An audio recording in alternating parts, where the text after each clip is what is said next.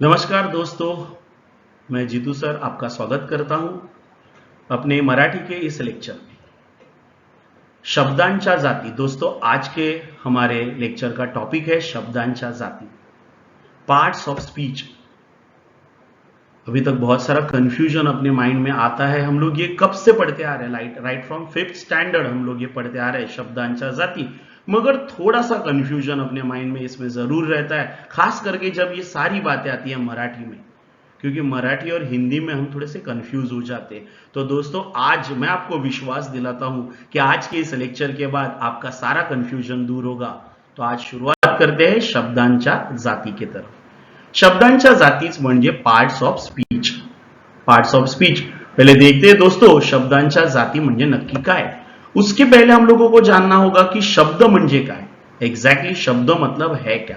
तो शब्द म्हणजे काय तर अक्षरांचा अर्थपूर्ण समूह म्हणजे शब्द।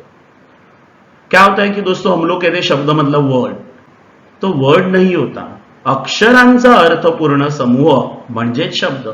कि अक्षरों का मीनिंगफुल अरेंजमेंट मतलब शब्द। ये क्या है ये समझाने के लिए आप ये मेरा एग्जाम्पल देखोगे तो आपको ये बात क्लियर हो जाएगी। यहां पे आप देख सकते हो ळ क म, ये 3 अलग अलग अक्षर है। ऐसे इस ऑर्डर में अगर हम लोग इन्हें प्रेजेंट करते तो इनका कोई मीनिंग नहीं है दोस्तों। बट अगर हम इनका मीनिंग जानना चाहते हैं तो इनको एक खास अरेंजमेंट देना होगा, यांची आपल्याला एक विशिष्ट मांडणी करावी लागेल। इनको एक खास तरह से अरेंज करना होगा आणि त्या अरेंजमेंटमुळे त्यांना एक अर्थ प्राप्त होईल। उस अरेंजमेंट की वजह से उन्हें एक अर्थ प्राप्त होगा।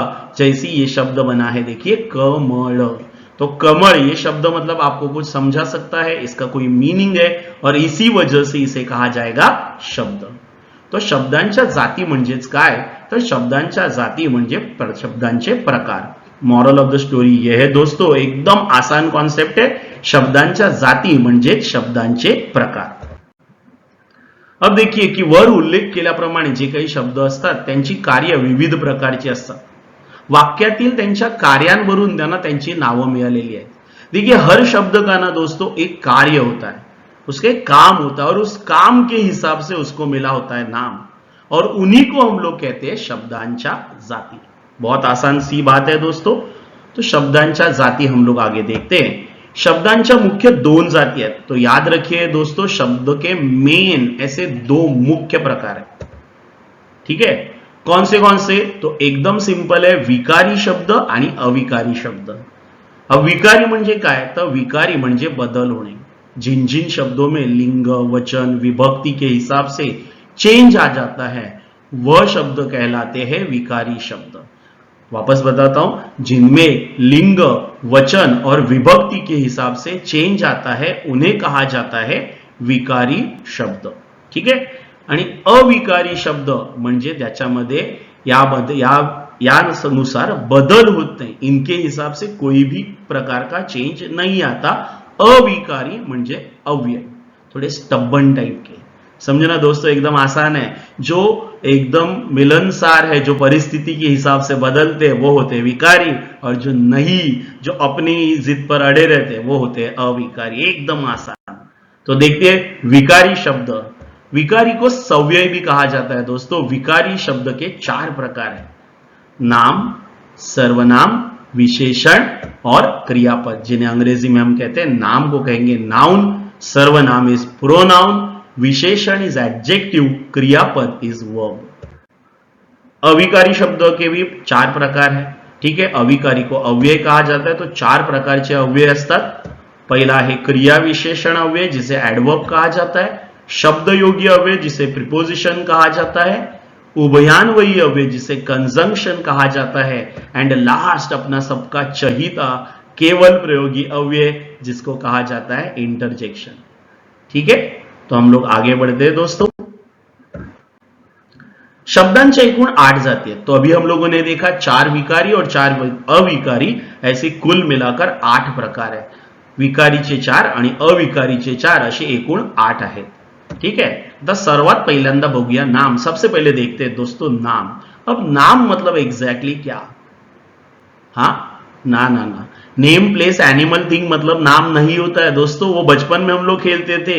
नाम की डेफिनेशन कुछ अलग है, और दोस्तों एकदम आसान सी डेफिनेशन है। आज तक हमने ऐसी डेफिनेशन पढ़ी ही नहीं, बिकॉज आज तक हम लोग वही नेम प्लेस एनिमल थिंग वही करते आए।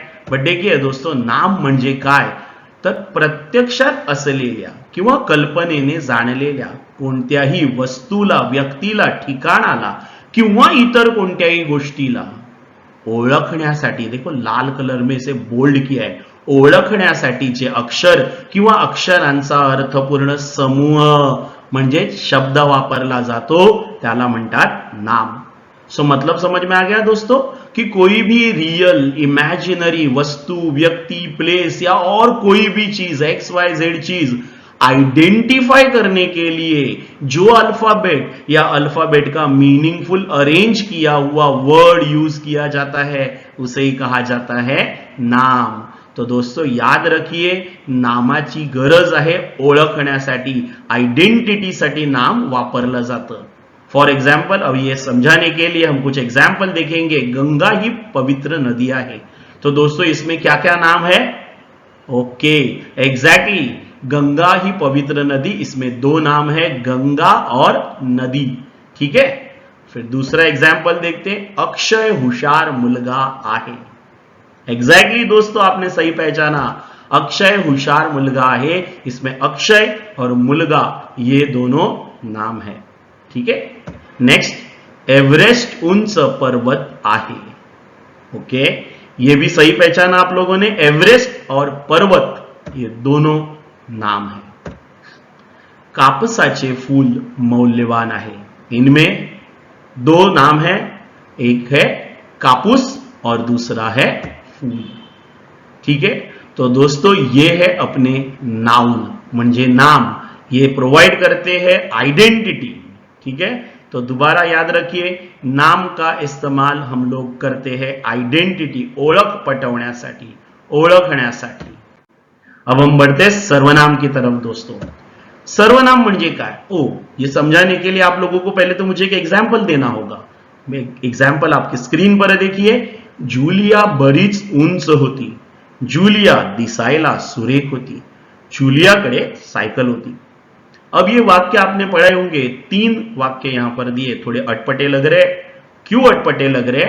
तो या पॅरेग्राफ मध्ये जूलिया हा शब्द वारंवार आलेला आहे, आणि त्यामुळे आपण बऱ्याच वेळेला हम लोग ऐसे न लिखकर हम उसके जगह पे, जूलिया के जगह पर हम लोग ती आणि तीच्या शब्द वापरतो। तो क्या सर हम सारे जूलिया की जगह पे ती आणि तीचा यूज करेंगे?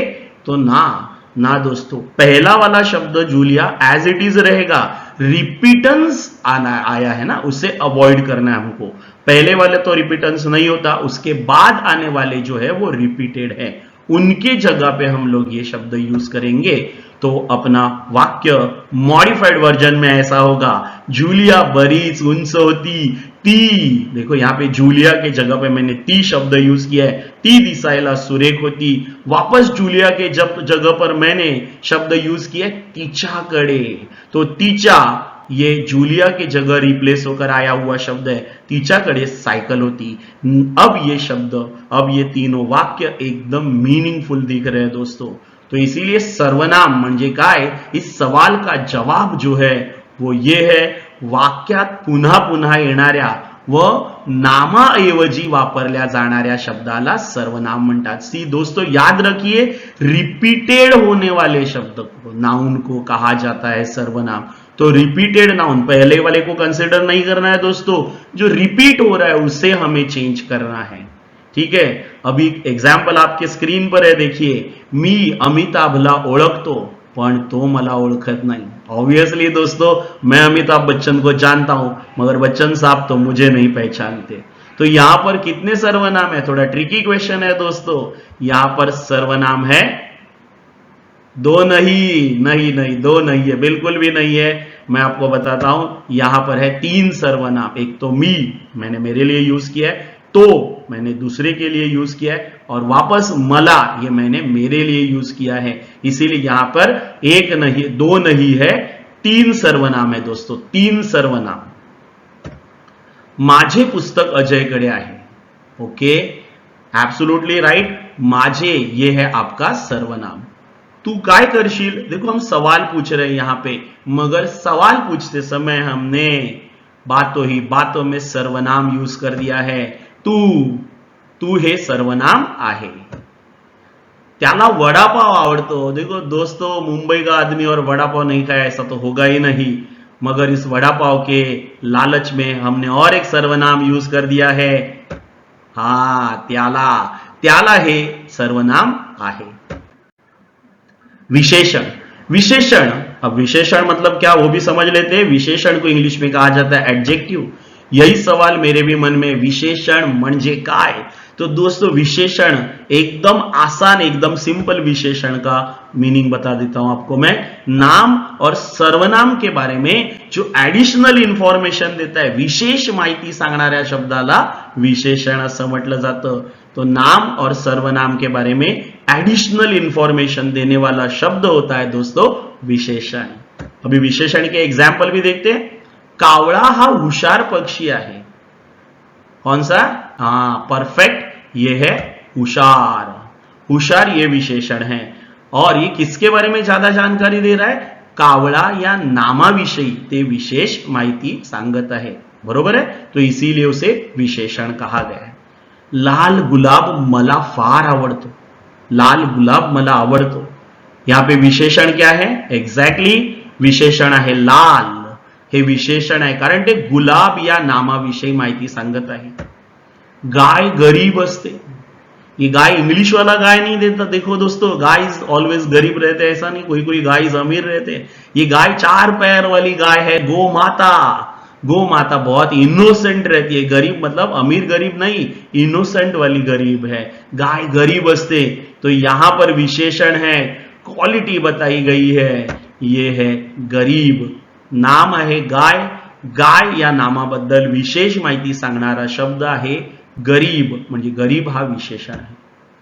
कृष्ण हा सावळा आहे। सावळा मतलब नहीं समझा होगा ना दोस्तों, तो सावळा मतलब काला। श्यामल रंग वाले हैं भगवान कृष्ण, तो सावळा।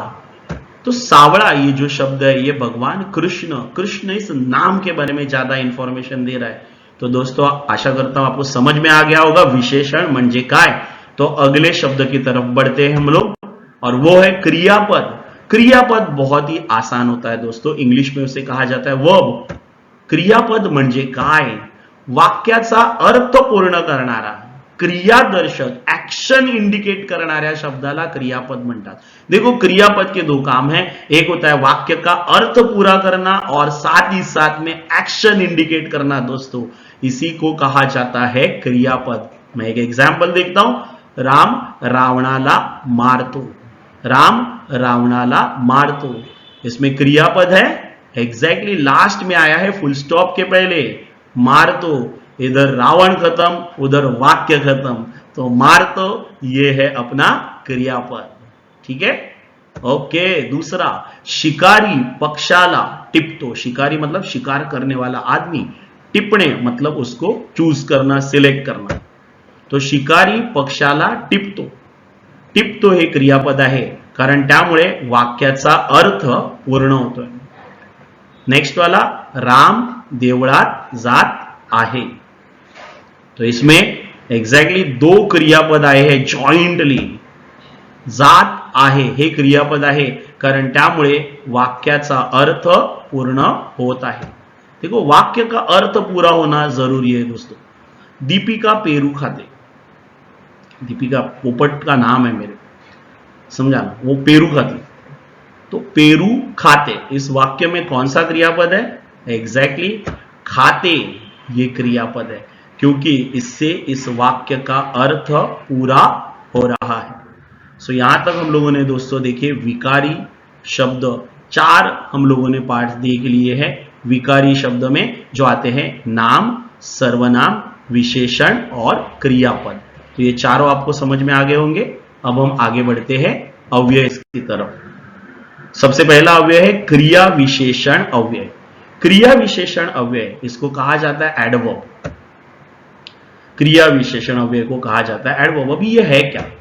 सो देखिए दोस्तों, विशेषण जैसे नाम और सर्वनाम की विशेषता बताता है, वैसे ही क्रियापद की जो विशेषता बताता है, क्रियापद के बारे में जो एडिशनल इंफॉर्मेशन देता है, उसे कहा जाता है क्रिया विशेषण अव्यय. क्रियापदाबद्दल विशेष माहिती सांगणाऱ्या अविकारी शब्दाला म्हटलं जातं क्रिया विशेषण अव्यय. फॉर एग्जाम्पल, सुनीता भरभर चालते. बरोबर है. तो इस वाक्य में चालते ये वर्ब है और चालने ये क्रिया कैसे हो रही है ये शब्द बता रहा है हमें भरभर. भरभर शब्द क्रिया कैसे हो रही है उसके बारे में जानकारी दे रहा है. ठीक है. महादेवाची पूजा दररोज करावी, इसमें वर्ब है दोस्तों करावी, और करावी के बारे में ज्यादा इंफॉर्मेशन मिल रहा है. कैसे करनी चाहिए? हर रोज, दररोज. तो दररोज हे क्रिया विशेषण अव्यय आहे, कारण ते क्रियापद करावी याबद्दल विशेष माहिती देत आहे. नेक्स्ट है उद्या आपण पोहायला जाऊ. पोहायला मतलब तैरने के लिए, स्विमिंग के लिए जाएंगे. हम कल तैरने जाएंगे. तो जाऊ ये है क्रियापद आणि कधी तो उद्या. तो उद्या हे क्रिया विशेषण अव्यय आहे. काल आईने मला खूप मारले. तो दोस्तों यहां पे कौन सा क्रिया विशेषण अव्यय है? सो देखिए आप लोग बताओगे यस काल ना. सिर्फ काल नहीं है दोस्तों, यहां पे दो क्रियापद है, क्रिया विशेषण अव्यय सॉरी, काल आणि खूप. तो यहां पे काल और खूप ऐसे दो क्रिया विशेषण अव्यय है. बरोबर है ना. कधी, केव्हा, कुठे आणि किती, ये चार शब्द, ये चार क्वेश्चन हम वर्ब को पूछेंगे और उससे जो जवाब मिलेगा वो होगा अपना क्रिया विशेषण अव्यय. कधी, कुठे, कसा आणि किती. ठीक है. तो आगे बढ़ते हैं. शब्द योगी अव्यय, ये सबसे आसान वाला है. शब्द योगी इसे कहा जाता है प्रीपोजिशन. ये पोजिशन बताता है. ठीक है. तो शब्द योगी अव्यय म्हणजे काय? नाम आणि सर्वनामाला जोडून येणाऱ्या अविकारी शब्दाला शब्दयोगी अव्यय म्हणतात. तो इसके लिए सबसे पहले क्या आना चाहिए? नाम या सर्वनाम, उसके साथ जुड़कर आने वाला शब्दयोगी अव्यय. मैं क्या बोलता हूं इसका आपको एग्जाम्पल देने के बाद ये बात आपको समझ में आ जाएगी. माझ्या घरासमोर शाळा आहे. तो इसमें दोस्तों नाउन और प्रोनाउन म्हणजे नाम आणि सर्वनाम ओळखलं तुम्ही. यस. माझा ये सर्वनाम है, घर ये नाउन है. तो माझा के साथ तो कुछ जुड़ के नहीं आया, बट घर के साथ जुड़ के आया. देखिए घर की पोजीशन बताने वाला समोर. समोर हे शब्दयोगी अव्यय आहे, कारण ते नाम किंवा सर्वनामाला जोडून येते. डोंगरावर शिवमंदिर आहे.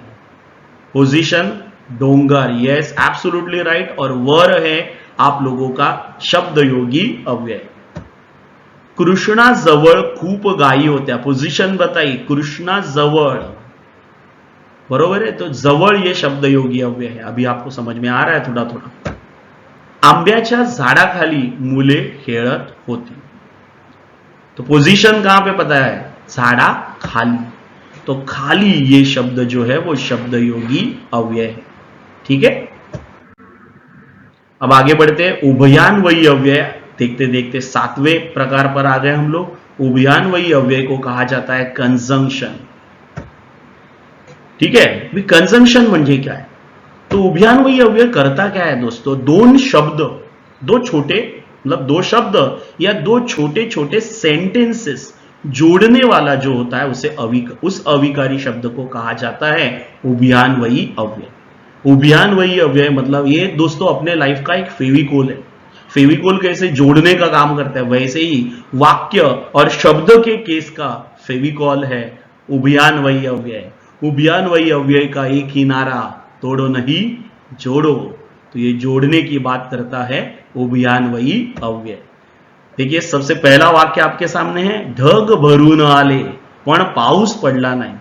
यहां पर आपने अगर ऑब्जर्व किया होगा तो यहां पर दो वाक्य को जोड़ने वाला कंजंक्शन आपको मिल जाएगा.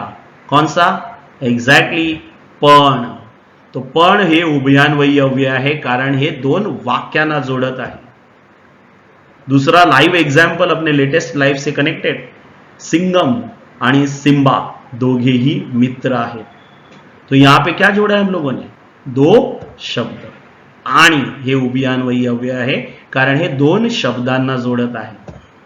झाडे आपल्याला फुले व फळे देतात, यहां पे कौन सा अव्यय है, व, एग्जैक्टली, कारण ते दोन शब्दांना जोड़त है, फूल और फल, ये दो शब्द जोड़ने वाला है उभयान्वयी अव्यय। लास्ट वन, चाह दे अथवा कॉफी दे, कुछ तो दे दे रे बाबा, तो यहां पे दो छोटे वाक्य जोड़ने वाला है, अथवा ये अपना कंजंक्शन, अथवा हे उभयान्वयी अव्यय आहे, कारण ते दोन वाक्यांना जोड़त है, दो सेंटेंस को जोड़ने वाला है। अब लास्ट सबसे आसान सबसे इजी दोस्तों, केवल प्रयोगी अव्यय इंटरजेक्शन। इंटरजेक्शन में हम लोगों को देखना है सिर्फ और सिर्फ साइन, वाक्यात उत्स्फूर्त भावना, स्पॉन्टेनियस ऐसे इमोशंस बताने वाले अविकारी शब्द को कहा जाता है केवल प्रयोगी अव्यय। देखिए जहां पे भी एक्सक्लेमेशन मार्क है वहां केवल प्रयोगी अव्यय आएगा। अरे रे बिचारा पुन्हा झाडावरून पडला, 2 बार गिरा था और तीसरी बार दोबारा गिर गया, अरे रे, अरे रे, ये केवल प्रयोगी अव्यय है। दुख हुआ, अगर दोस्त रहेगा तो दुख होगा, बरोबर है, तो इसीलिए अरे रे हे मनातील दुःख ही भावना दाखवते। अब किती उंच आहे हे झाड, अब ही मनातील आश्चर्य ही भावना व्यक्त करते। अब अगेन एक्सक्लेमेशन मार्क के साथ जुड़ा हुआ है। बाप रे केवढा मोठा सांप, हा एकदम बहुत बड़ा सांप था, बाप रे, केवल प्रयोगी, डर गया इंसान इतना बड़ा सांप देख के। 6, मला नहीं आवडत चाह, मुझे चाय नहीं अच्छा लगता, मैं कॉम्प्लान पीता हूं। 6 हे केवल प्रयोगी अव्यय आहे, समझा, मनातील तिरस्कार, घृणा ही भावना हे व्यक्त करते। तो देखिए दोस्तों, देखते देखते हम लोगों ने 8 के 8 पाठ देख लिए हैं, 4 विकारी और 4 अविकारी। विकारी में रिवाइज करते हैं, नाम, सर्वनाम, विशेषण, क्रियापद। अविकारी में क्रिया विशेषण, शब्द योगी, उभयान्वयी, केवल प्रयोगी। वापस से, नाम आइडेंटिटी देता है, सर्वनाम नाम और सर्वनाम का रिपीटेंस, नाम का रिपीटेंस अवॉइड करने के लिए सर्वनाम, विशेषण नाम और सर्वनाम की विशेष जानकारी, क्रियापद एक्शन बताने वाला, क्रिया विशेषण ये क्रियापद के बारे में ज्यादा जानकारी देने वाला, शब्द योगी अव्यय, शब्द योगी अव्यय क्या कहा था मैंने, दो शब्दों को नाम और सर्वनाम के साथ जुड़ के आने वाला, उभयान्वयी अव्यय दो छोटे से शब्द, दो शब्द या दो छोटे वाक्य को जोड़ने वाला, केवल प्रयोगी स्पॉन्टेनियस ऐसे मन की उत्स्फूर्त भावनाएं दिखाने वाला या फिर एक्सक्लेमेशन के बाद आने वाला शब्द योगी अव्यय, केवल प्रयोगी अव्यय। अब लास्ट वन, कुछ एग्जाम्पल है आपके सामने, यहां पर आप अगर इन्हें आइडेंटिफाई कर लेते सही तरह से तो ये आपका टॉपिक क्लियर हो गया। शिवाजी महाराज शूर होते, तो यहां पे जो बोल्ड किया हुआ शब्द है शूर। शूर क्या है, एग्जैक्टली शूर है विशेषण। पोपटांचा थवा आकाशात उडत होता, थवा मतलब झुंड, बरोबर है, तो ये है यहां पर क्या, थवा, एग्जैक्टली थवा है नाम।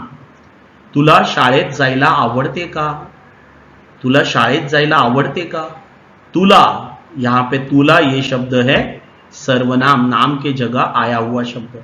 हजारों पक्षी आकाशात उडाले, हजारों पक्षी आकाशात उडाले, तो उडाले है क्रियापद। आज वातावरण बरेच शांत आहे, आज एक्झॅक्टली क्रिया विशेषण अव्यय।